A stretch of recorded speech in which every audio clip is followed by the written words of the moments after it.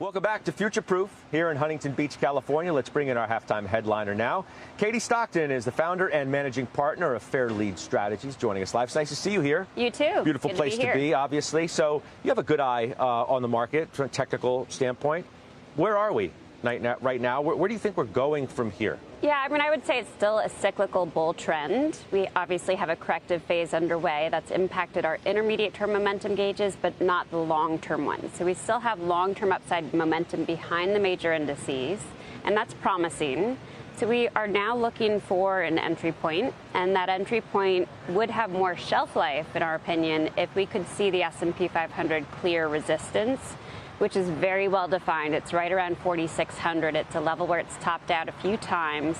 And I think above that, if we see a couple of good solid weekly closes above, that the new all-time highs would be basically a foregone conclusion. So that's what we'd be really excited to see, because with that, I think the breadth would expand. We know that breadth improved for a while, but then it pulled right back. You've seen the small cap underperformance of late, so it really hasn't been sticky enough.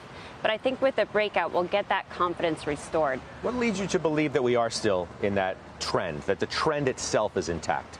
Yeah, so we have monthly trend-following gauges.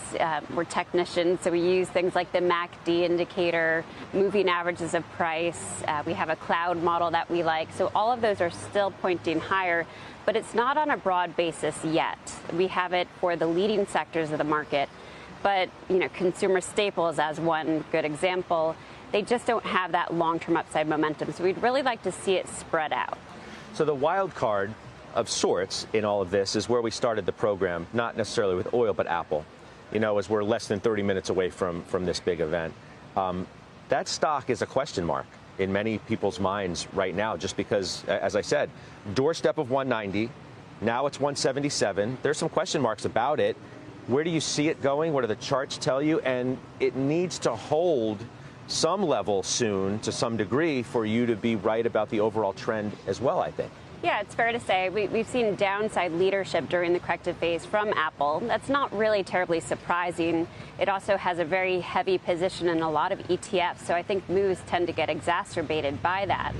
And it does have downside momentum on an intermediate-term basis, but not from a long-term perspective. So yet again, we still have that long-term upside momentum preserved, even with the corrective phase. There's good support around 170 for Apple. I don't think these announcements tend to be good positive catalysts necessarily for the stock. And this time around, I would guess probably the same, because the momentum isn't great. But once we have an oversold reading and a retest, that's when we tend to get a good entry point. You know, I just wondered, Josh, oftentimes I believe you see this stock sort of ramp up into events, and then you ask yourself, is it a sell on the news event? This is different this time because the stock has been going down into the event. So is it a buy the news opportunity?